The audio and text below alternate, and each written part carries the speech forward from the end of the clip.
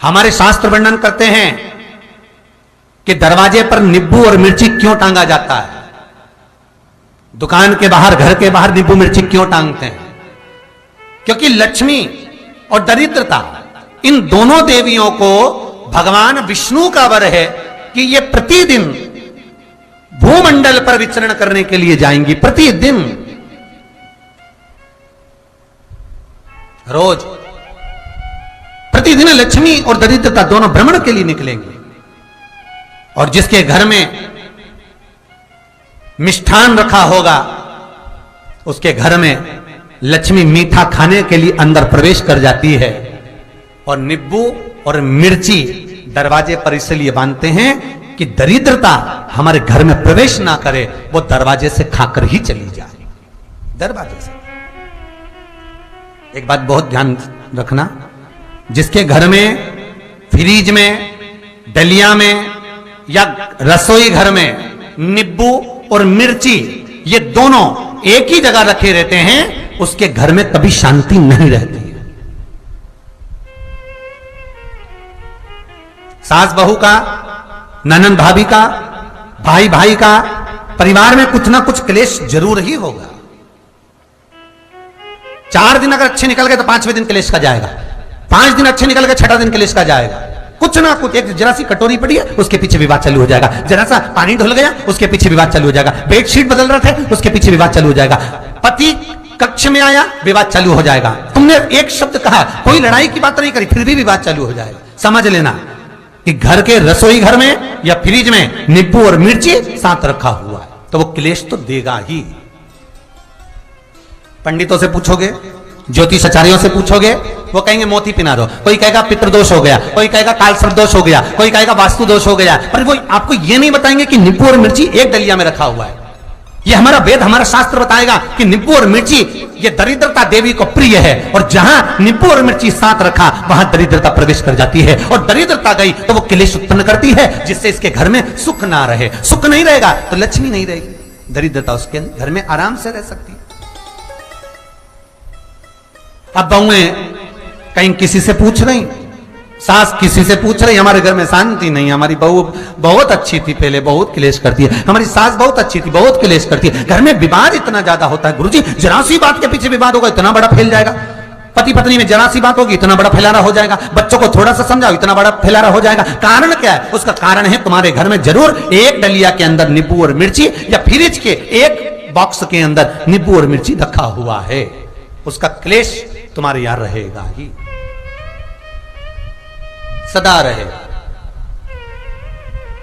इसलिए महाराज नींबू मिर्ची दरवाजे पर टांगा जाता है, बाहर संग नहीं, बाहर जाए। एक बात बहुत सुंदर है, जैसे दूध और दही दोनों एक ही झोले में, एक ही बैग में, एक कैरी बैग के अंदर दूध और दही अलग अलग पॉलिथीन में बंधे हुए हैं, अलग अलग डोलची में, अलग अलग डब्बे में रखे हुए हैं। एक व्यक्ति एक ही बैग के अंदर दूध और दही ये दोनों चीज अगर लेकर घर के अंदर आता है तो उसके घर में संपदा की तो कमी आती ही है, उसके घर में संपदा टिकती नहीं है। घर में अगर लाख रुपए रखे हैं तो 3 दिन या 4 दिन के अंदर वो पैसा वापस जाना है। दही और दूध अगर एक ही साथ आया है, एक ही व्यक्ति एक ही झोले में, एक ही बैग में, एक ही कैरी बैग में अगर लेकर आया है, उसी तरह नींबू और मिर्ची का भी क्रम है महाराज।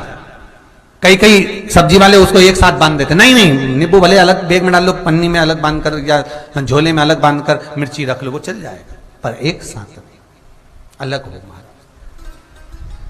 मेरे को मालूम है दरिद्रता कि तेरे को खट्टा और तीखा पसंद है, इसीलिए महाराज हमारे हिंदू धर्म में बेटी की विदाई में 4 चीजें नहीं दी जाती।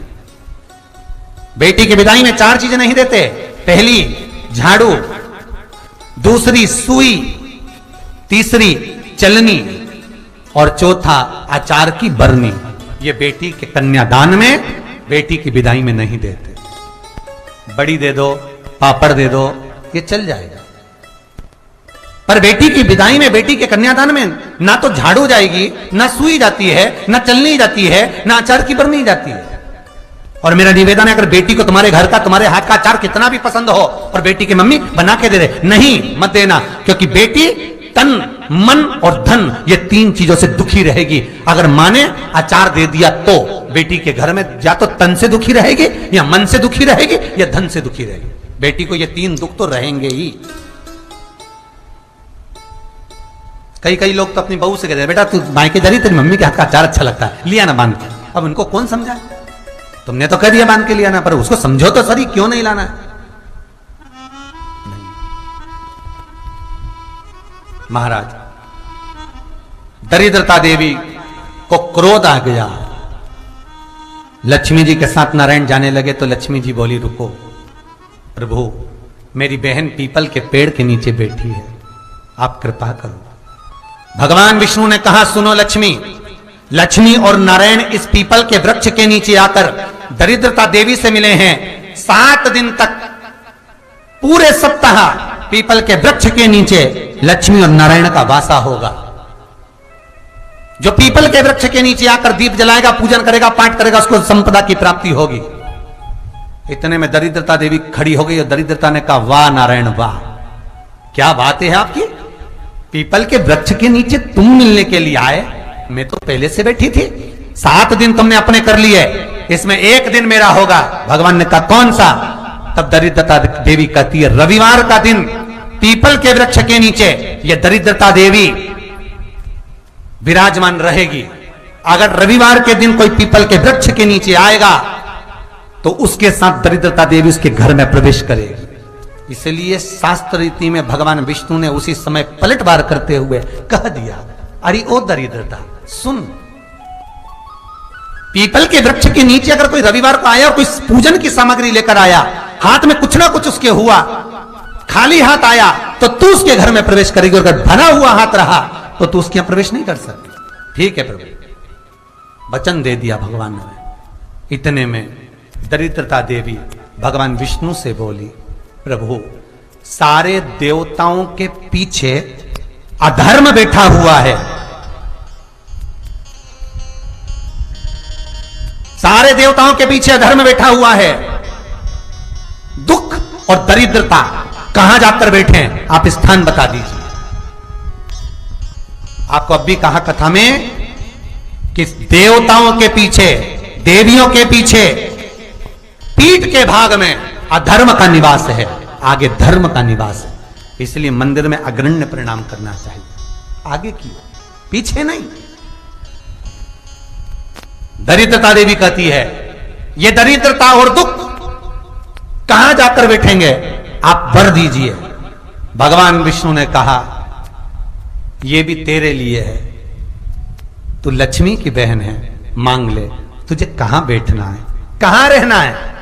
दरिद्रता देवी कहती है, जिस घर में स्त्री दोपहर में सोती होगी उसके घर में दुख और दरिद्रता दोनों जाएंगे। जिनके घर में कांटेदार पेड़े लगे होंगे, पौधे लगे होंगे, उनके घर में दुख और दरिद्रता दोनों जाएंगे।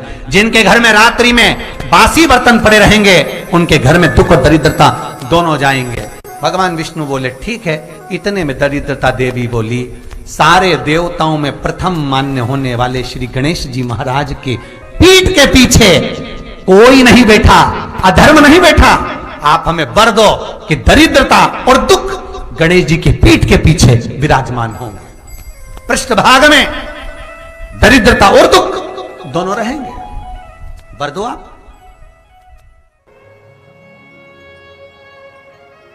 केवल एक मेरा देव अधिदेव महादेव ऐसे हैं, पार्वती मैया जब भोजन परोसती है, आकड़िया की रोटी बनाई, काकड़िया की साग, और परसे माता पार्वती जी पावे भोलानाथ, मन शिव रटोरे, छोड़ दो कपट मन शिव रटोरे।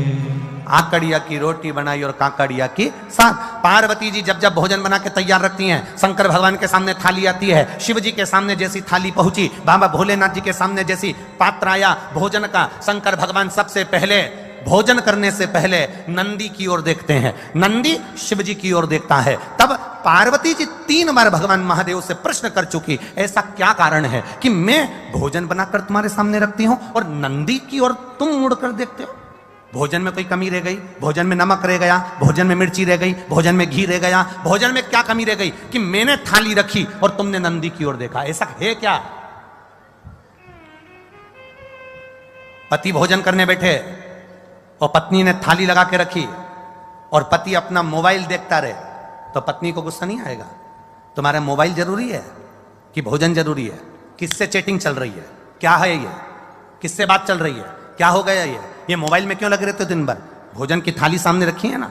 माता पार्वती जी ने शिव जी के सामने भोजन की थाली रखी और भगवान शंकर भगवान ने नंदी की ओर मुख कर कर देखा। जो नंदी की ओर देखा तो पार्वती जी ने गुस्सा कर दिया। माता पार्वती जी बोली, प्रभु एक बात बताओ, मैं रोज भोजन की थाली लाती हूं और आप भोजन की थाली देखकर नंदी की ओर देखते हो, ऐसा है क्या?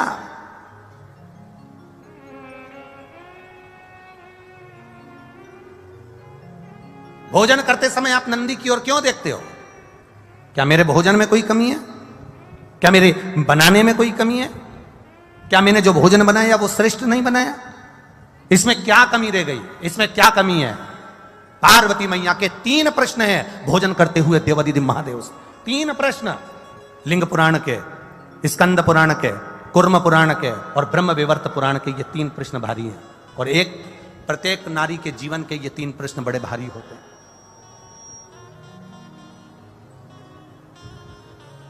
ब्रह्म विवर्त पुराण में भी यह वर्णन किया गया। प्रश्न कर लिया, क्या कारण क्या है? ये नंदी को तुमने देखा क्यों और नंदी ने तुमको देखा क्यों? क्या बात क्या है? शंकर भगवान उस समय पर मौन होकर, मेरा देवाधिदेव महादेव त्रिकालदर्शी कालाधिपति मेरा विश्वनाथ मुस्कुरा दिया। बस हंसे प्रभु, बोले कुछ नहीं। जब कोई प्रश्न बड़ा भारी होता है ना और कुछ अच्छा ही होता है ना तो मुस्कुराया जाता है। कभी कभी पति भी मोबाइल चलाते चलाते, भले वो बेचारा किसी से चैटिंग नहीं कर रहा, पर पत्नी ने कहते तुम रोज लगे रहते हो चैटिंग में, किससे बात कर रहे हो? वो मुस्कुरा देता, वो मुस्कुराया। बस पत्नी समझ गई जरूर कोई बात है। सही बता दो मुझको, क्या बात है? जल्दी बताओ मेरे को, किससे चैटिंग चल रही थी? लाओ दो मेरे मोबाइल मेरे को हाथ में। पति ने अपना मोबाइल भी दे दिया, ले, और किससे बात चल रही थी वो भी दिखा दिया। तो वो तो केवल व्हाट्सएप खोल के मैसेज देख रहा था, तो तुम मुस्कुरा क्यों रहे? कारण क्या? अरे यहाँ कड़िया की रोटी बनाई, काकड़िया की साग, और परसे माता पार्वती जी और पावे भोलानाथ मन शिव रटोरे, और छोड़ दो कपट मन शिव रटोरे। पार्वती जी ने पूछ लिया, आखिर बात क्या है? क्या हुआ? क्या ऐसा कारण क्या? शिव जी नहीं बोले।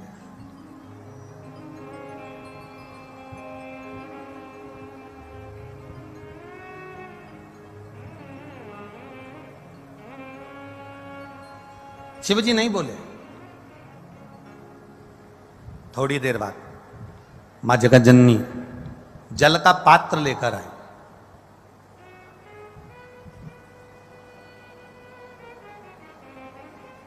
जो जल का पात्र लेकर मां जगत जननी आई,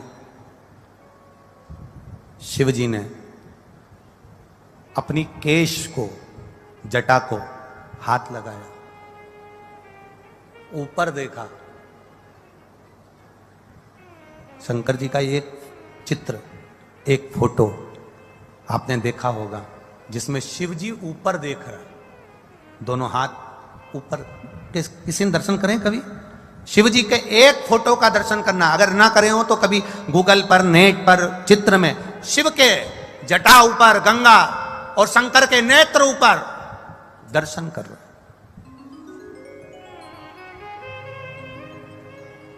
पार्वती जी ने फिर प्रश्न कर लिया, मेरे एक प्रश्न का उत्तर नहीं दिया आपने। मेरा दूसरा प्रश्न है, मैं आपके लिए जल लेकर आई तो आपको ऊपर देखने की क्या जरूरत थी? अगर मैं जल लेकर आई हूं तो ये ऊपर देखने की क्या जरूरत है? क्या है ऐसा ऊपर?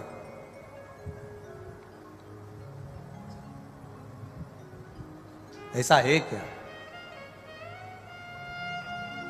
शिव जी ने कोई उत्तर नहीं दिया। कभी कभी उत्तर ना दिया जाए तो ही अच्छा है। जब प्रश्न की ललकता व्यक्ति के अंदर आ जाती है तो उत्तर पाने की चाह उसके अंदर बढ़ जाती है। उत्तर पाने की चाह उसके अंदर बढ़ जाती है। दो प्रश्न खड़े हो गए। पहला प्रश्न क्या है कि भोजन की थाली लगते ही नंदी को तुमने क्यों देखा और नंदी ने आपको क्यों देखा। दूसरा प्रश्न क्या है, भोजन के लिए जब मैं जल भर कर लाई हूं आपके पीने के लिए तो आपने ऊपर क्यों देखा, किस लिए देखा। और महाराज तीसरा प्रश्न, जब भोलेनाथ भोजन की थाली पे से उठ गए, जल पान कर कर उठ गए, जब मेरे शंकर भगवान जल पीकर भोजन की थाली पर से उठकर जब चले और बाहर जाकर केवल खड़े होकर मेरे भोलेनाथ ने कुछ देर नेत्र बंद करे, तब फिर माता पार्वती ने प्रश्न कर लिया कि मेरे नाथ, अब ये तीसरा प्रश्न है आपके चरणों में कि आपने बाहर जाकर नेत्र बंद कर कर क्यों खड़े हो गए। कारण क्या है? कारण क्यों? कि शंभु शरणे पड़ी मांगू घड़ी रे घड़ी, दुख काटो दया करी ने दर्शन आपो। तीन प्रश्न है और तीनों प्रश्न बड़े भारी हैं। तीन प्रश्न और तीनों प्रश्न बड़े भारी। शिव जी शयन में विश्राम करने के लिए मेरे भोलेनाथ जी बैठे थे, लेट रहे थे, तभी उसी समय पार्वती मैया आ गई। शिव जी के चरण के नीचे के तलवे को मेरी माता पार्वती जी ने हाथ लगाया, शंकर भगवान के पांव के तलवे में। बहुत बहुत ध्यान देना।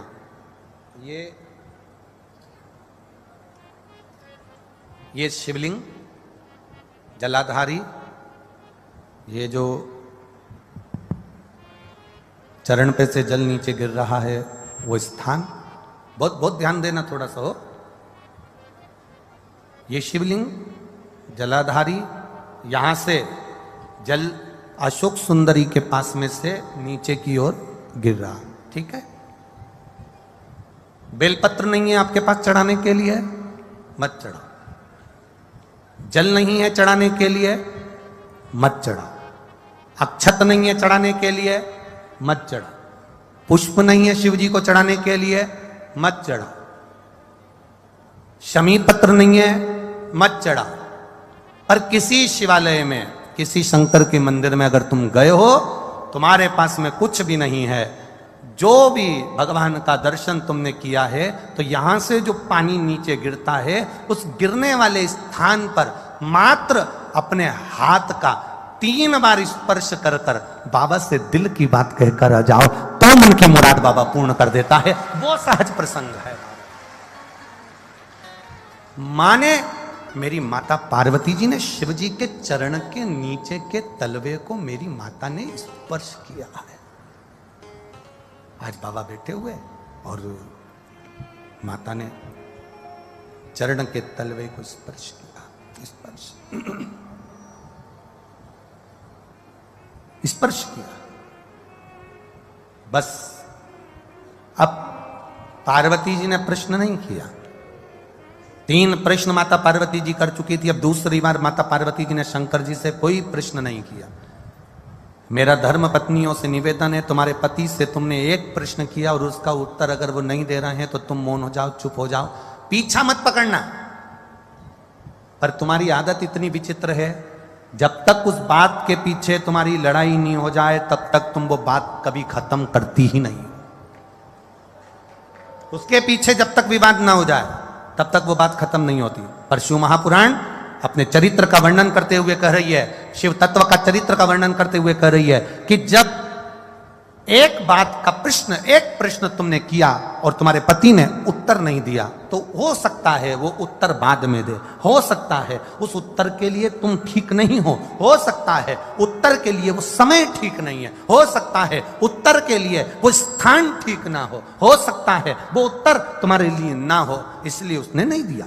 पर आपसे निवेदन है, आप पीछा पकड़कर मत बैठो।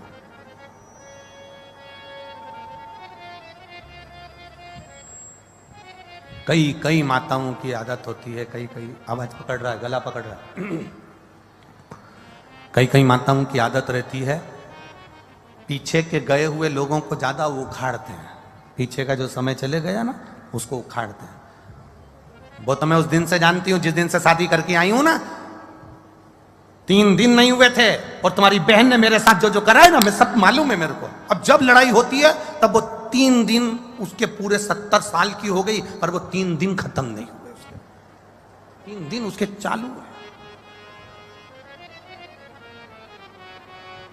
अब मेरे महादेव जी ने क्या करा, केवल चरण के तलवे को स्पर्श किया था मेरी मां ने, केवल चरण को स्पर्श, और शिव जी ने कह दिया, गौरा, ए गौरा, ए हिमालय सुता, ए विनायक की महतारी, ए षडानंद कार्तिकेय की मां, जगत का भरण पोषण करने वाली है जगत जननी, तुमने 3 प्रश्न मुझसे किए, अब प्रश्न ही कराए मेरी माता ने, केवल एक बार प्रश्न कर कर मेरी माता भूल गई, और भूलने के बाद मेरी मां महादेव के चरण के उस रज को, उस नीचे तलवे को केवल स्पर्श करी और शिव जी ने उत्तर देना प्रारंभ कर दिया। सुनो हिमालय सुता, सुनो गोरा, सुनो हे जगत धात्री जगदम्बा, हे दुर्गा, सुनो, तुम्हारा पहला प्रश्न था कि मैं भोजन की थाली के सम्मुख बैठा तो नंदी को क्यों देखा, किस लिए देखा, और नंदी ने मुझे देखकर अपने शीश को क्यों हिलाया। सुता, हे हिमालय सुता, उसका केवल एक उत्तर है, मेरे को लोग विश्वनाथ कहते हैं। विश्वनाथ का मतलब तुम जानती हो सुता? विश्वनाथ का मतलब तुम्हें मालूम है पार्वती? पार्वती जी कहती हैं, हां, जो विश्व का नाथ है।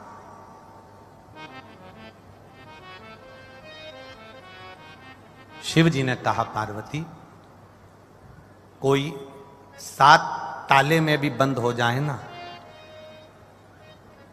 मेरे भोजन के पहले कोई 7 ताले में भी बंद हो गया, मेरे भोजन के पहले उसके पेट भरना चाहिए। विश्वनाथ का मतलब है कोई अनाथ ना रहे, सबका उदर पोषण हो, सबका पेट भरे।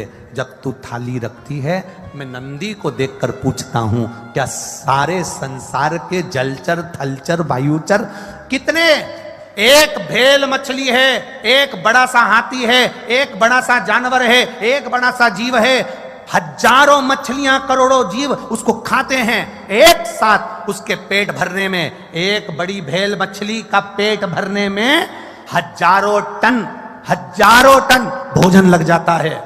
तो महादेव पूछते हैं, भगवान देव पूछते हैं, भगवान शिव पूछ रहे हैं, पार्वती, मेरा नाम विश्वनाथ है, मेरा नाम विश्वनाथ है, मैं नंदी से पूछता हूं, क्या सबका पेट भर गया?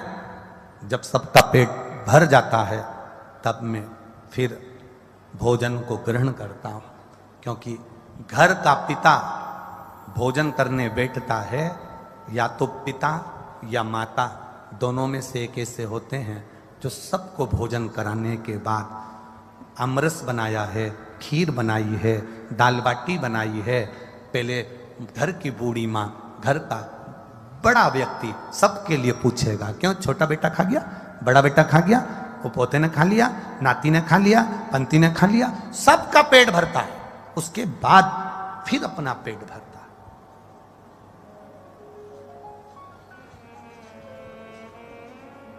मैंने नंदी से पूछा, क्या सबका पेट भरा गया? नंदी ने शीश हिलाया, ठीक है। अब मुझे दूसरा प्रश्न का उत्तर जो था, देवादिदेव महादेव ने कहा, सुनो पार्वती जी, जिस समय तुम जल का पात्र लेकर आई थी, उस जल के पात्र को जब मेरे सामने लाकर दिया था तो मैंने ऊपर अपने नेत्रों को करा, हाथ उठाए, नेत्रों से मैंने ऊपर देखा। उस समय में मां गंगा से पूछ रहा था, गंगा, ए गंगा, तेरे तट पर आए हुए जीव या जिसने एक बार मुख से हर हर महादेव कहा हो, जिसने बम बम भोले कहा हो, जिसने भूलवश ओम नमः शिवाय कहा हो, जिसने भूल से भी मेरे मंदिर के सामने से निकल कर चला गया हो, जो भूल से भी मेरे मंदिर की ओर मुड़ कर देख लिया हो, जो भूल से भी मेरे मंदिर की रज उड़ के जिसके सिर पर चली गई हो, तो महादेव कह रहे हैं, मैं गंगा से पानी पीने से पहले पूछ रहा था, क्या तूने उन सभी जीवों का कल्याण कर दिया? जब गंगा का इशारा हुआ तब मैंने जल का पान करना प्रारंभ करा। शिव गंगा से पूछते हैं।